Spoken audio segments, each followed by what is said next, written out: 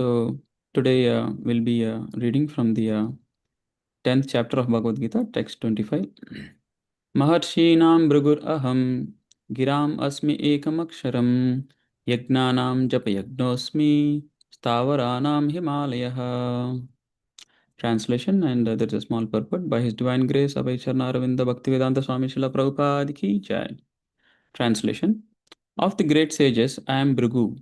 Of vibrations, I am the transcendental Om. Of sacrifices, I am the chanting of the holy names, Japa. And of immovable things, I am the Himalayas. Purport. Brahma, the first living creature within the universe, created several sons for the propagation of various kinds of species. The most powerful of his sons is Bhrigu, who is also the greatest sage. Of all the transcendental vibrations, the Omkara, represents the Supreme. Of all the sacrifices, the chanting of Hare Krishna, Krishna Krishna, Hare Hare, Hare Rama, Rama Rama, Hare Hare, is the purest representation of Krishna. Sometimes animal sacrifices are recommended, but in the sacrifice of Hare Krishna, there is no question of violence. It is the simplest and the purest. Whatever is sublime in the world is a representation of Krishna. Therefore, the Himalayas, the greatest mountains in the world, also represent him. The mountain named Meru was mentioned in a previous verse, but Meru is sometimes movable, whereas Himalayas are never movable. Thus, the Himalayas are greater than Meru. So, we see here Krishna is continuing to talk about his opulences.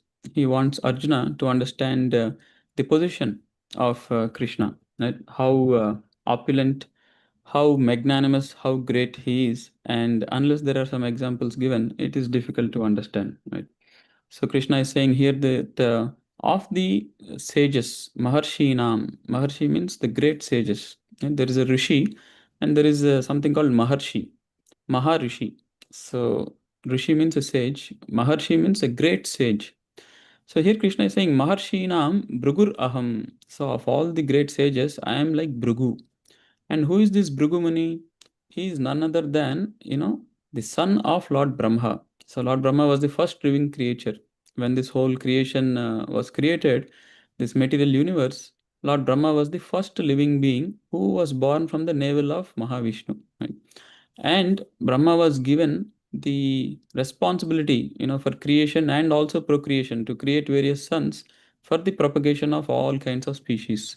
So Bhrigu was directly Lord Brahma's son. So he is one of the greatest sages. So Krishna is saying, of all the sages, I am like the Bhrigu. We can see how prominent and important that is. And then Krishna is saying, Giram Asmi Ekam Aksharam. Giram means Giram, all the vibrations. Of all the vibrations, I am Ekam Aksharam. The Ekam Aksharam is the Pranava, which is the Omkara. So Krishna is saying, of all the vibrations, I am the Omkara. Now, actually, the Omkara is very, special and very prominent and very important. All the Vedic mantras, they start with Om, because the word Om actually represents Krishna. It is said that the Om is non-different than Krishna because it's a direct representation of Krishna. So we can see how, of all the vibrations, the topmost is the Omkara, which is directly representing Krishna. So how can anything be greater than that, right? And then Krishna says, Yagnanam Japayagnosmi. Of all the Yagnanam, there are different kinds of yagnas. We hear about all kinds of yagnas. We see a lot of rituals. Different yagnas are performed in different situations. There are yagnas to satisfy sometimes the devatas, sometimes, to satisfy the Supreme Lord Vishnu himself. And there are so many yagnas. But Krishna is saying, of all the yagnas, Japayagnosmi. So he's saying, I am the Japayagna. And we know that, Krishna is the supreme. And if he's saying of all the yagnas, he's like the Japa Yagna, then we can understand the prominence of the Japa Yagna. And what is Japa? Japa is the repetitive chanting of the names of the holy names of the Lord. So Prabhupada here is in the purport, he's saying, when we chant the holy names of the Lord, especially the Hare Krishna mantra, Hare Krishna, Krishna Krishna, Hare Hare, Hare Rama, Rama Rama, Hare Hare. Actually, it is the simplest and the purest. Why is it simplest? Because any other yajna, there is so much elaborate arrangements that are required.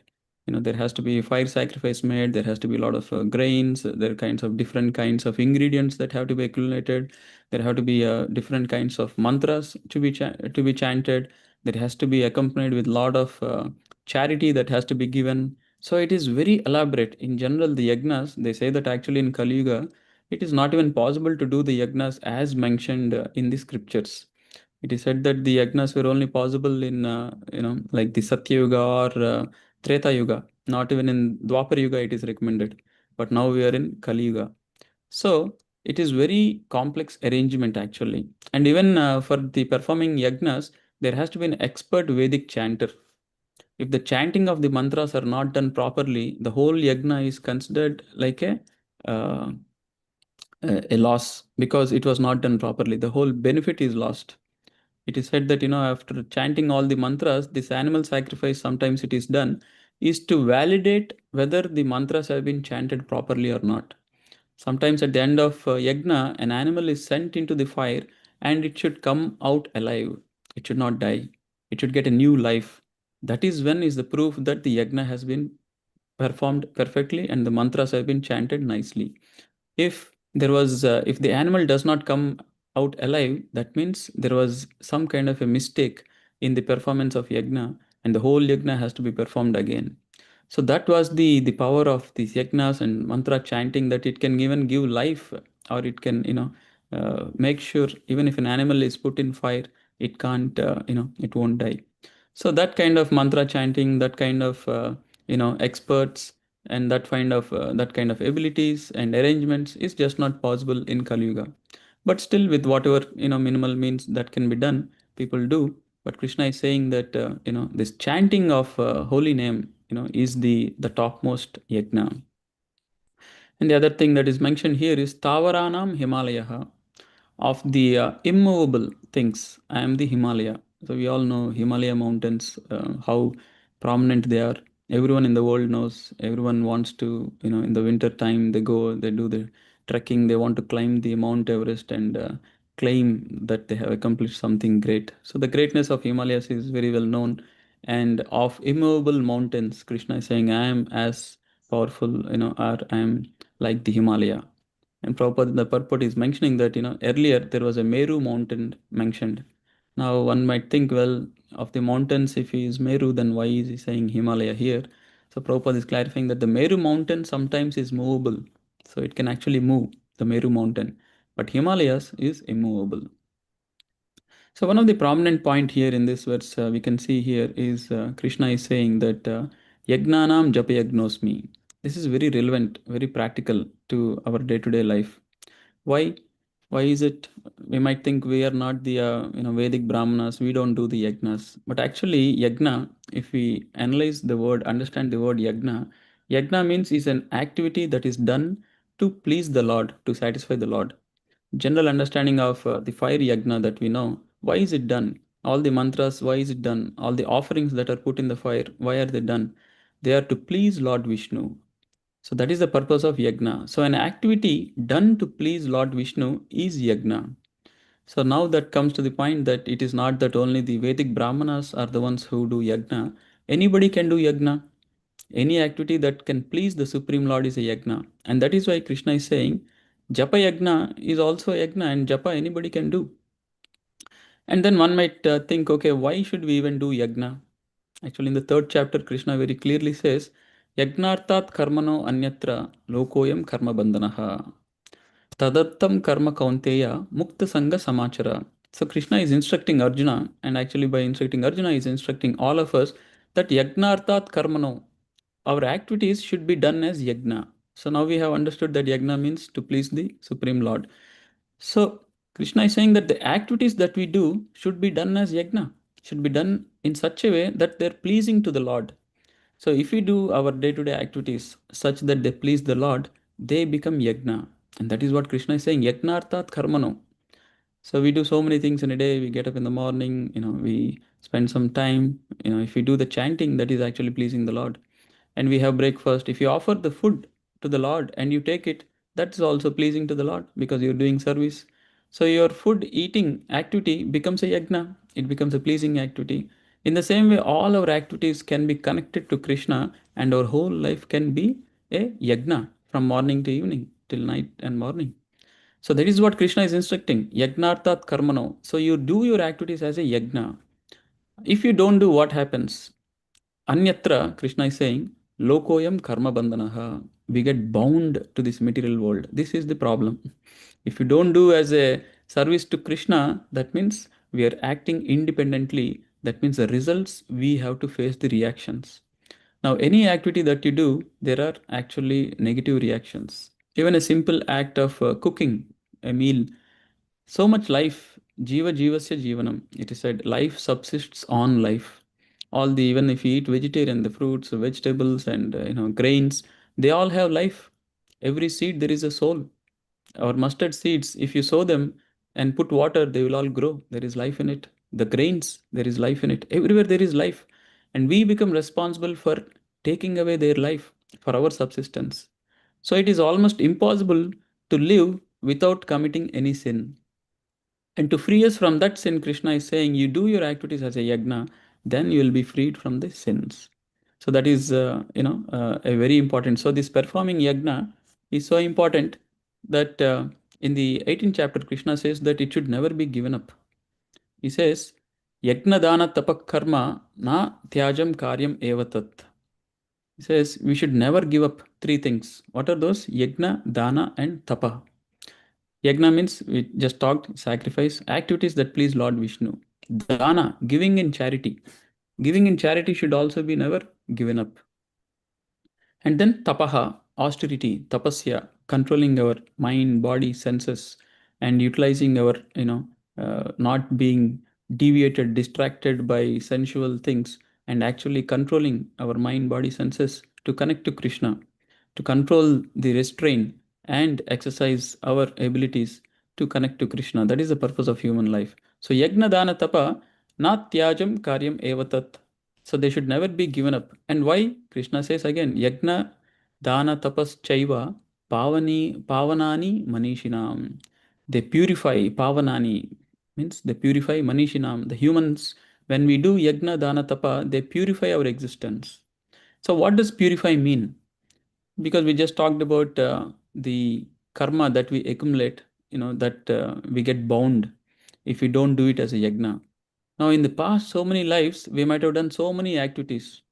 If we start doing any activity as a yajna, going forward, yes, there is no bondage. We talked about it. If you do it as a activity to please Krishna, Krishna takes the result. Krishna takes the responsibility. Prabhupada gives a very nice example of a soldier who goes on a war and he fights on behalf of the country. And even if 100 people are killed, the country takes the responsibility, isn't it? Because he did it on behalf of the country. Now, if he comes back home and he picks up a fight with the neighbor and he kills one person, he will become implicated. He will be charged and he might be even hanged. Now, he might question, well, I killed 100 people earlier. You did not punish me. Actually, I was rewarded as a great warrior. Now, why is it that I am being punished? Then what will be the answer? The government will say, well, you acted on behalf of the country. The government has taken responsibility when you acted on our behalf. But when you act on your own, you are responsible. Right? So, in the same way, when we do yajna, when we do it as an activity to please the Lord, Krishna takes the responsibility of all the negative reactions. We just talked about so much life is lost in even eating a simple meal. So, Krishna takes all the responsibility. In the same way, whatever we are doing now, going forward, Krishna is taking responsibility. Then, but what about everything else in the past that we have done in so many lives? Yajna is so powerful that Krishna is saying here that Yajna dana tapaschaiva pavanani manishinam. So it will purify our past karma also. It will cleanse us from our past karma. So that is the beauty of yajna, that going forward, we won't be implicated.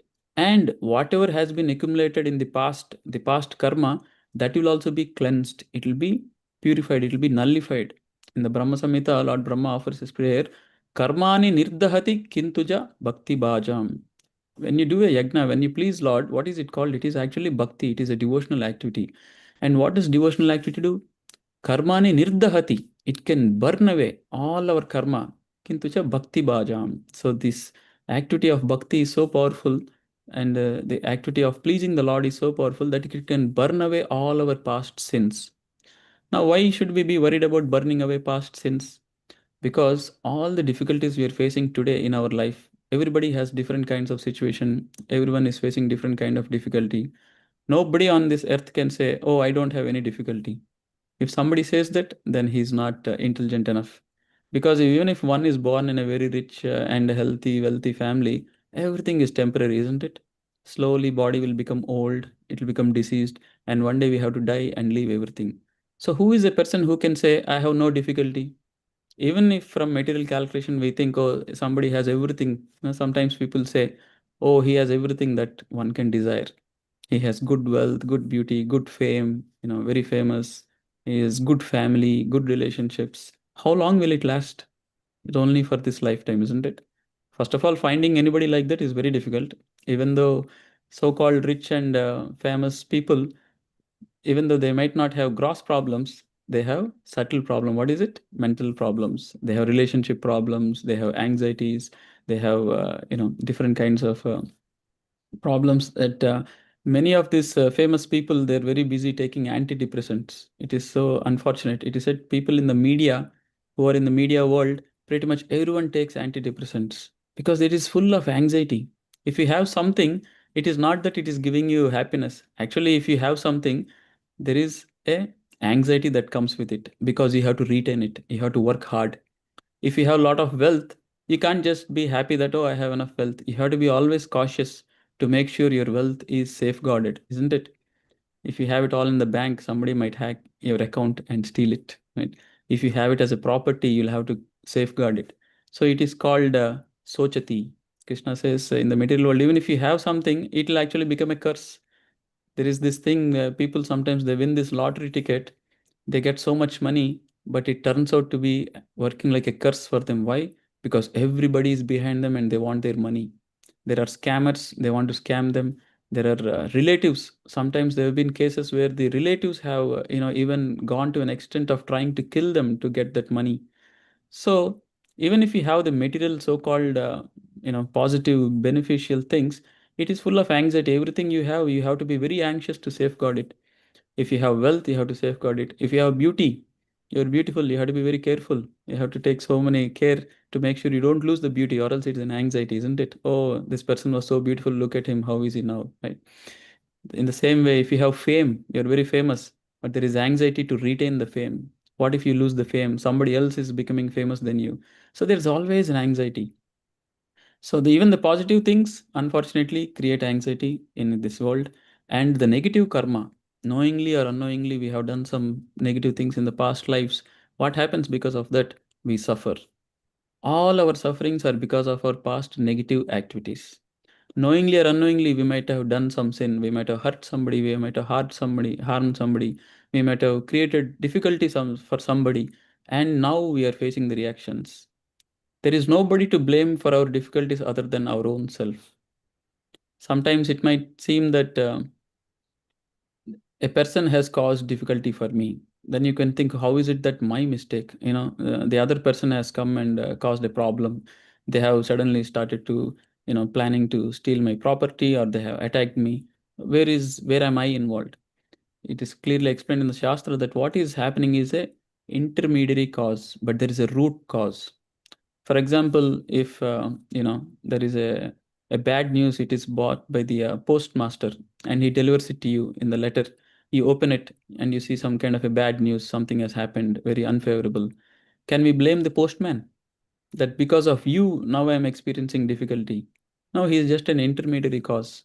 He has just let us know the problem, but the root cause of the problem is something else.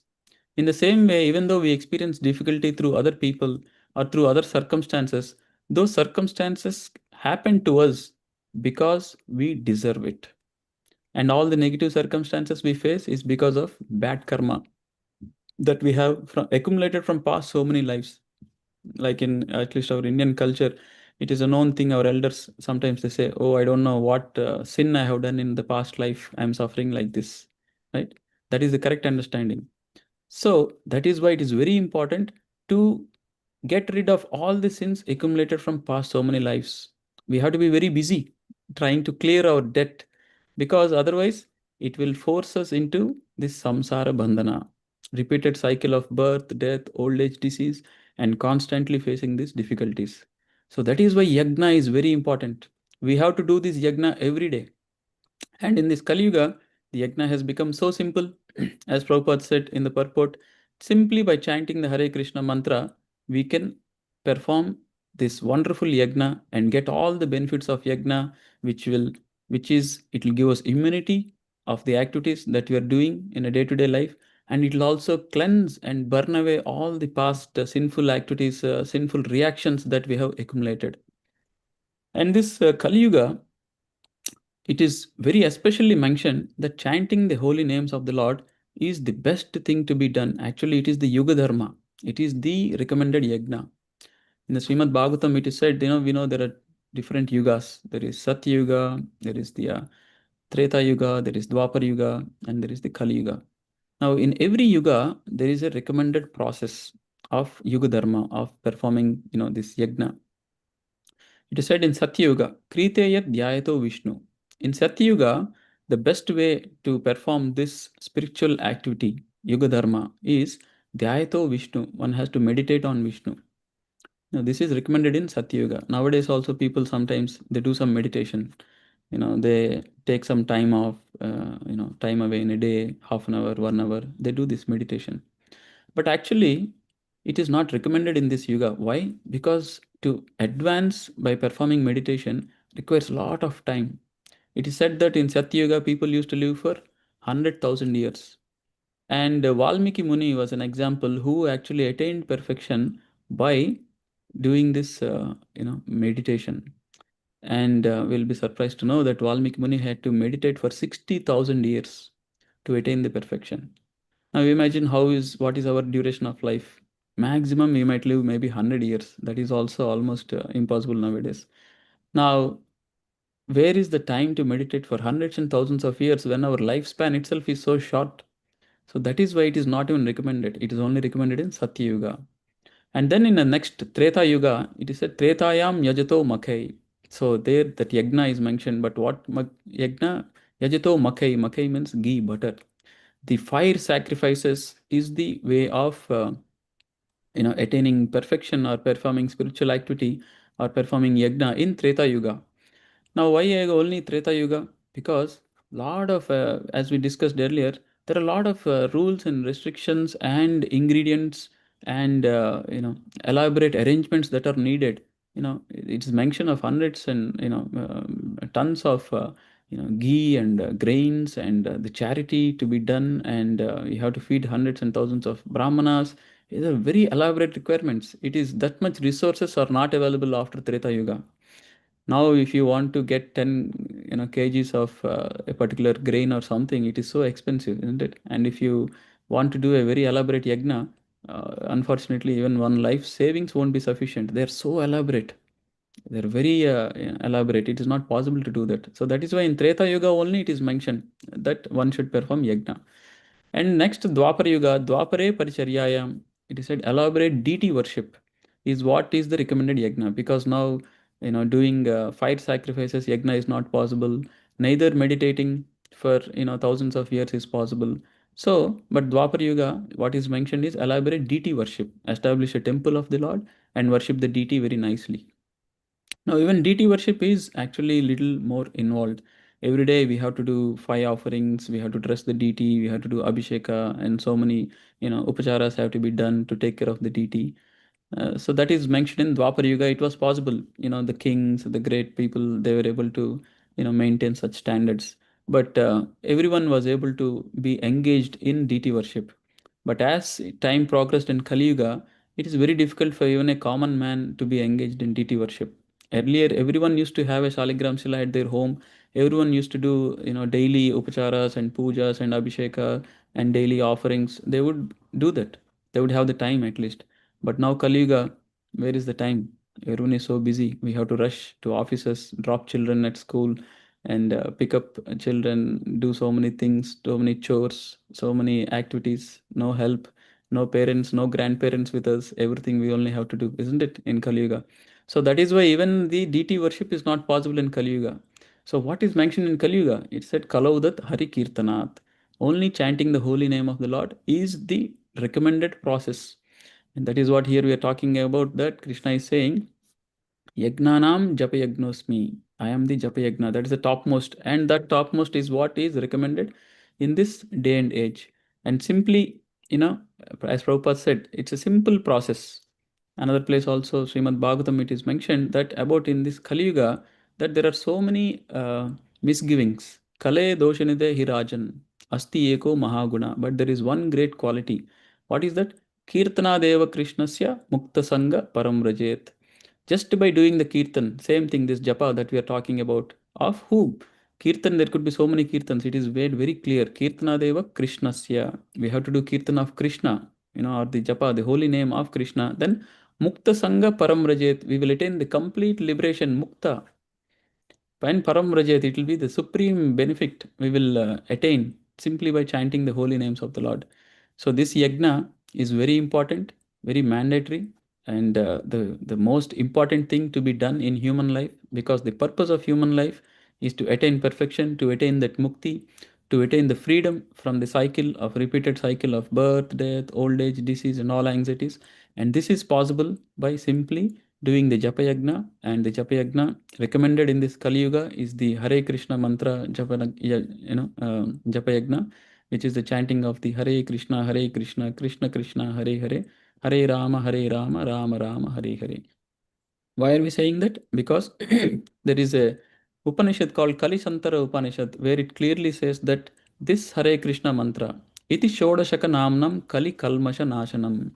This 16 worded mantra that we just chanted, it says Kali Kalmasha Nashanam, very specific to in Kali Yuga, Kalmasha Nashanam, all the negativities it will burn. We just talked about, right? Chanting the holy name, Yajna will burn away all the past karma.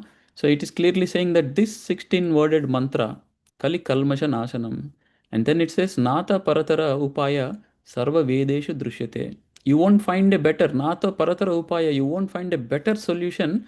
Sarva Vedeshu Drishyate. Even if you go through all the Vedas, you won't find a better solution than this in this Kali Yuga. So we should all take advantage, and we always look forward for a practical takeaway, from Bhagavad Gita, which we can apply in our day-to-day life.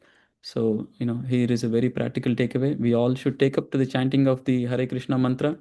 We can do it as a japa, by holding the beads and continuously.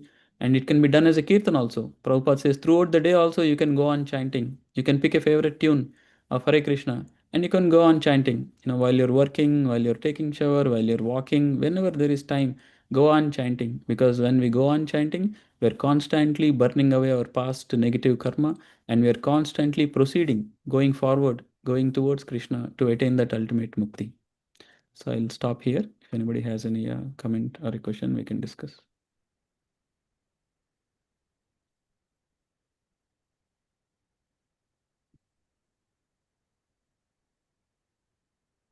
All right. Thank you very much. Hare Krishna.